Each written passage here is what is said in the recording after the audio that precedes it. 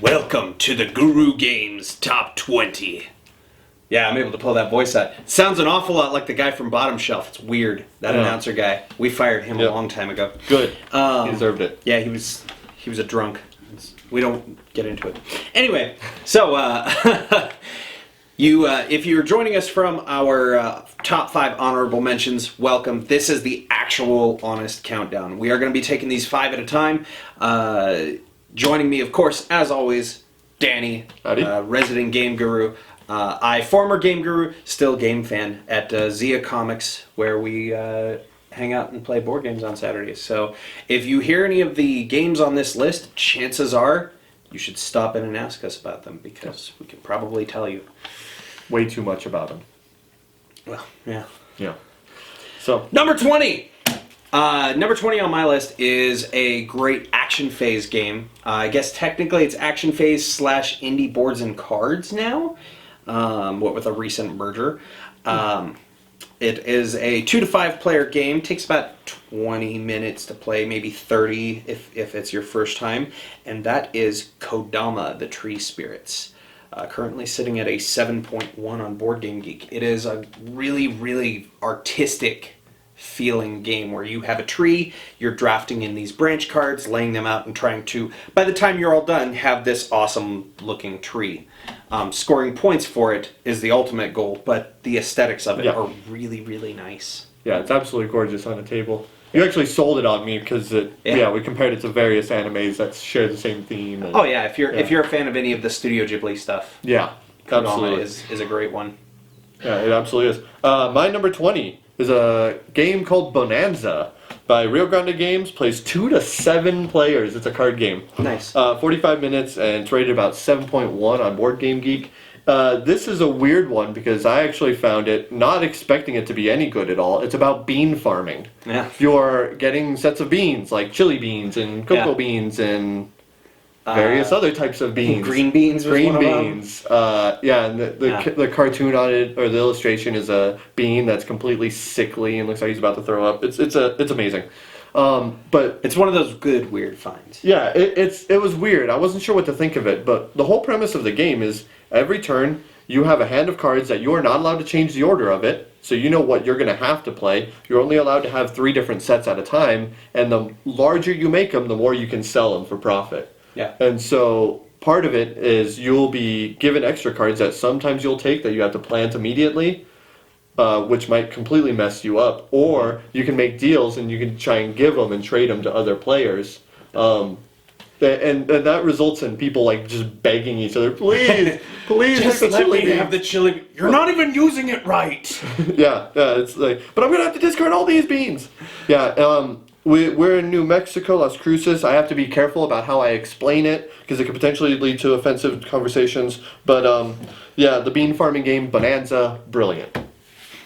All right, number 19. Coming in at number 19 for me is probably one of my favorite, I would say, real-time strategy-ish games. Small World by Days of Wonder. Plays 2 to 5 players for the base game. There's a 6-player expansion board. Number of expansions, number of different types, including Small World, Underground. I think there's 5 or 6 different expansions for the races and special powers. Giving you just a new one. It just gives you this endless recombination of replayability. Takes about between 40 to 80 minutes, depending on the number of players you're playing.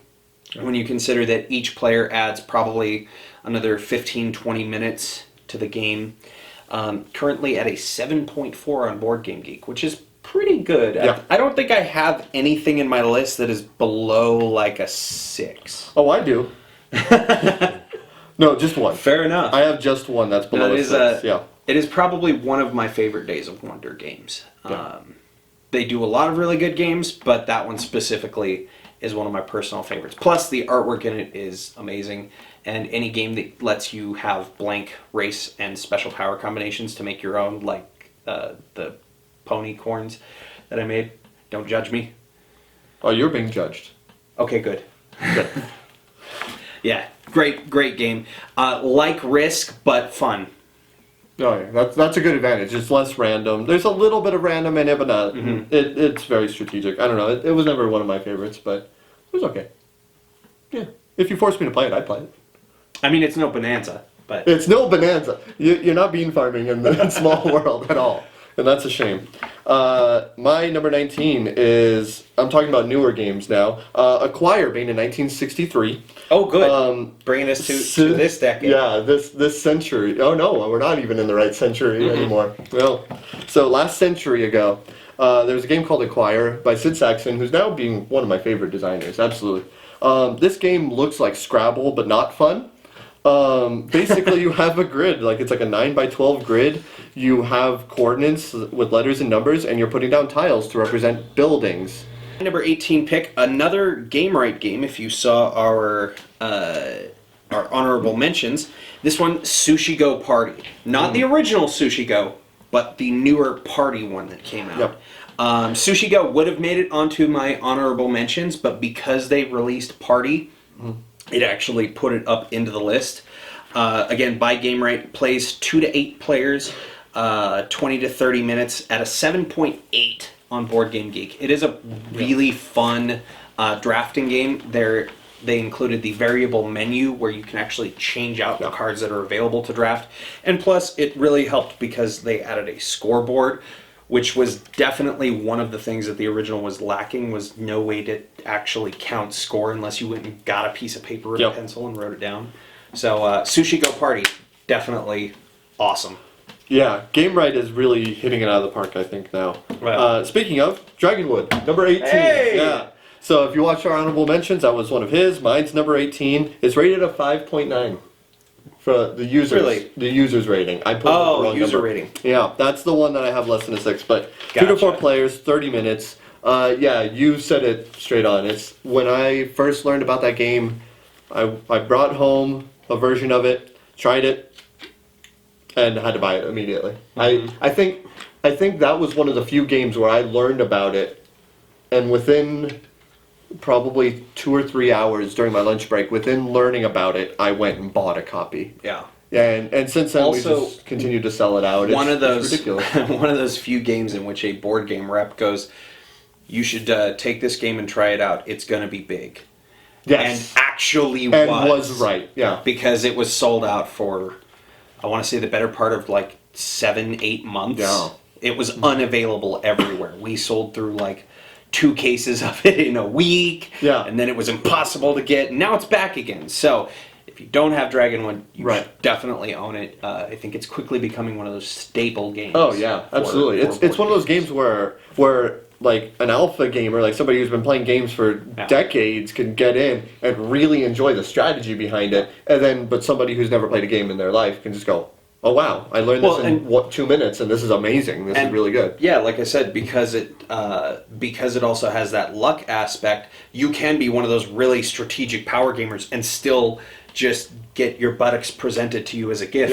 Yeah. Because there's that luck element. Yeah. Yeah. No, it hits on all levels. I love that game.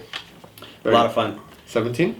Number 17 coming in for me is the AEG game Love Letter. Specifically, the one that made it onto my list was Hobbit, because I really like the addition of the 0 level, the 1 ring in the game. That was really cool. Of course, if you've played Love Letter, every version plays similar to, yet slightly different from every other one.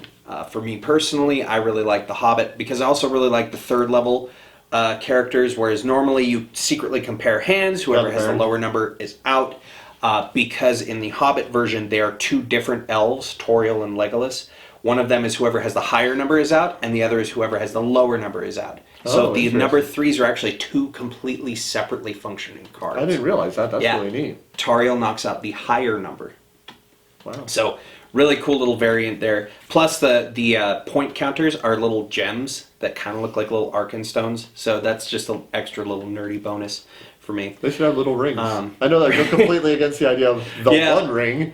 It's like first one to win a point. I'm sorry, you won. Yeah, there you go. Sorry.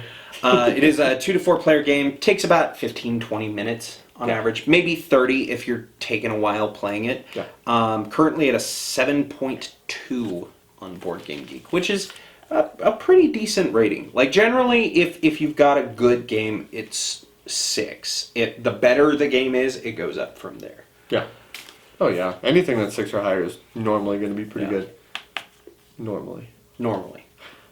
7.2 from Game Right. Forbidden Desert is my number 17. 2 to 5 player cooperative game. Takes 45 minutes. Once again from Game Right. Components, beautiful. Oh, it looks so good. Actually has a tiny airship. Yeah, that you metal pieces, Oh. a pewter engine piece, which is ridiculous. And it's in a tin, which I know some people don't like, but... Yeah, a lot of people not fans of the tin games. Right.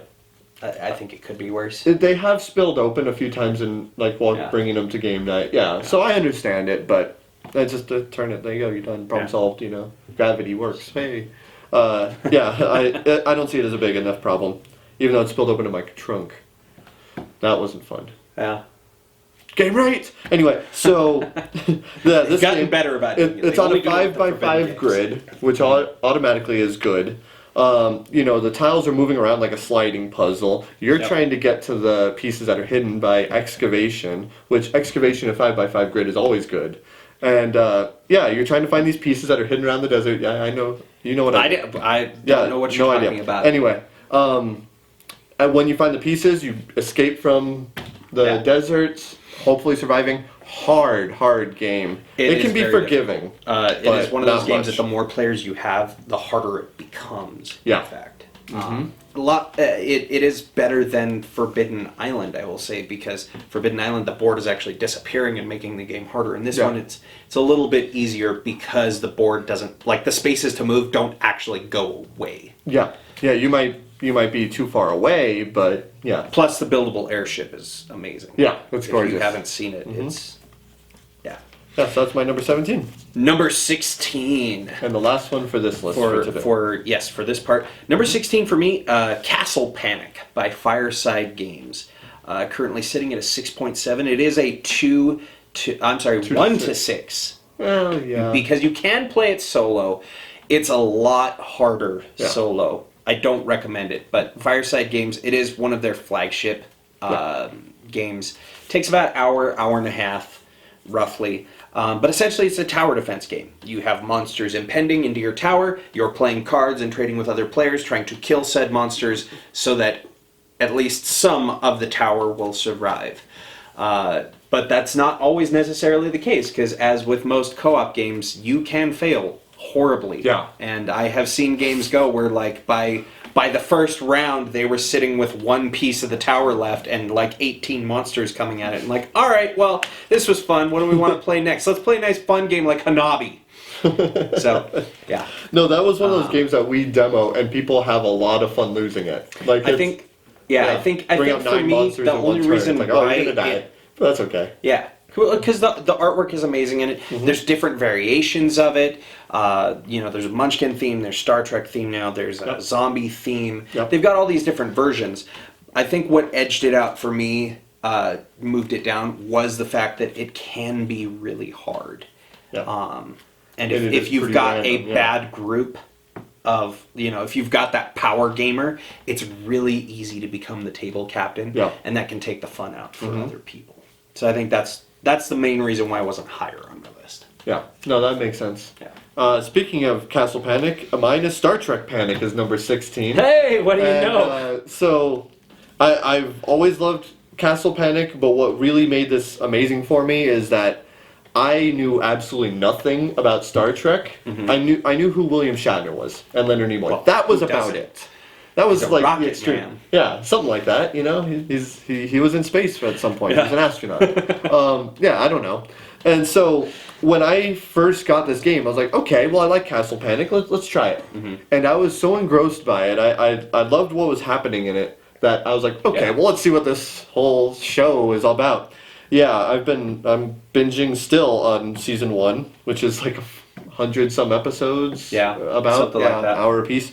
Yeah, no, this game has turned me into a Star Trek fan. Plus, one of the missions you can go on is the Trouble with mission. Tribbles, yes, Yes, it's so cool. every game should have tribbles in it. It's in some respect. Yeah, Yeah, no, absolutely. They're the brilliant, most useless enemy ever. And what's great is you have to get a Klingon ship nearby in order to succeed at it, and you have to have like engineering and captain skills. Then you beam the tribbles off on. Yeah, it's so cool. So that's my number 16, 6.1 rating, which is kind of, I think that's low. It is, but it takes a while to play. It's a 75-minute where I think it's also a lot harder than the other version of Castlevania. Yes, because in this one you complete missions. Yeah, where the other one you just have to. The other one, it's like we just need to survive. Yeah. In this one, you actually have to continue trying to do these missions, so it is more difficult. It doesn't just end when the bag is out, and in fact, we've seen it happen before. Where people are like, "Cool, we emptied the bag, we won." No, you're only on mission 2. Recycle it. you got a few more loops to go. Yeah. So cool. Yeah, it just keeps the onslaught. It's awesome. So that was our top 20 to 16. Join us in the next part. We will be counting down number 15 to number 11. We'll see you guys then.